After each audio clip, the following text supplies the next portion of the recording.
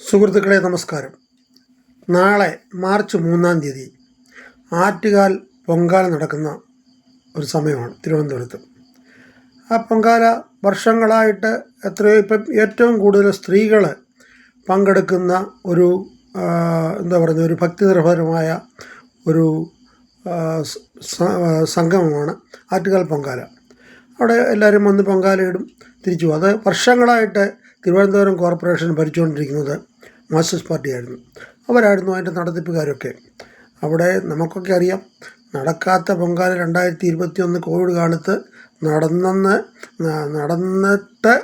നടന്നില്ല. പക്ഷെങ്കിൽ അത് ക്ലീൻ ചെയ്യാനായിട്ട് വരെ പൈസ എഴുതി മേടിച്ച പാർട്ടികളാണ് നമ്മുടെ മേയർ ആര്യ രാജേന്ദ്രൻ ഉൾപ്പെടെയുള്ളവർ. അപ്പോൾ ഇപ്പം കഴിഞ്ഞ 50 വർഷം കഴിഞ്ഞിട്ട് ഇപ്പം BJPയുടെ ഭരണസമിതിയാണ് കോർപ്പറേഷൻ ഭരിക്കുന്നത്. PV രാജേഷ് അവിടെ ഇപ്പോൾ മേയറായിട്ട് കയറി. അദ്ദേഹം തരക്കേടില്ലാത്ത രീതിയിൽ അത് നിർവഹിച്ചു പോകുന്നുണ്ട്. എല്ലാ കാര്യങ്ങളിലും പുള്ളി ഇടപെടുന്നുണ്ട്. അപ്പോഴത്തേന് മാർക്സിസ്റ്റ് പാർട്ടിക്ക് ഈ അധികാരം നഷ്ടപ്പെടുക എന്ന് പറഞ്ഞാൽ ഭയങ്കര ഒരു കാര്യമില്ല.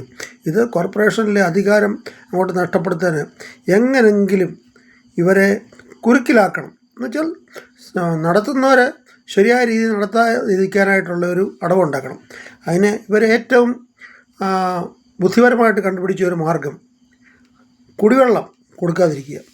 കുടിക്കുന്ന വെള്ളത്തിൽ ഏതാണ്ട് കലക്കുക എന്നൊക്കെ നമ്മൾ സാധാരണക്കാർ പറയത്തില്ലയോ എന്ന് പറഞ്ഞ പോലെ കുടിവെള്ളം ഇവരെ മുടക്കി. ഏതായാലും രാജേഷ് അതിനകത്ത് ഇടപെട്ട് പുള്ളി 100-ൽ പരം ടാങ്കികളൊക്കെ നേരത്തെ തയ്യാറാക്കി അവിടെ ഇട്ടിട്ടുണ്ട്. രാജേഷിനെ അഭിനന്ദിക്കണം തീർച്ചയായിട്ടും. അതുപോലെ തന്നെ ശുചീകരണ തൊഴിലാളികൾ ഭരണം മാറിയാലും പാർട്ടിക്കാർ മറ്റവരല്ലേ, അവരുടെ ആൾക്കാരൊക്കെയാണ് ശുചീകരണ തൊഴിലാളികളൊക്കെ. അവരോടൊക്കെ പറഞ്ഞു നിങ്ങൾ ലീവ് എടുത്തോളാൻ പറഞ്ഞു. അതിനും രാജേഷ് ഒരു പരിഹാരം കണ്ടിരിക്കുന്നു. അദ്ദേഹം ഏതാണ്ട് 2000-ലധികം ആൾക്കാരെ താൽക്കാലികമായിട്ടൊരു ദിവസത്തിന് നിയമിച്ചിരിക്കുകയാണ്. അങ്ങനെ എന്തുകൊണ്ടും മേയർ രാജേഷ് തിരുവനന്തപുരത്തെ പൊങ്കാല മുടക്കാൻ ശ്രമിക്കുന്ന മാർക്സിസ്റ്റ് പാർട്ടിക്ക് ഒരു ബദൽ സംവിധാനം ഒരുക്കിയ ഏറ്റവും നല്ലൊരു മേയറാണെന്ന് പുള്ളി തെളിയിച്ചിരിക്കുകയാണ്. പുള്ളിക്ക് എല്ലാവിധ അഭിനന്ദനങ്ങളും നേരുന്നു. നന്ദി, നമസ്കാരം, ജയ് ഹിന്ദ്.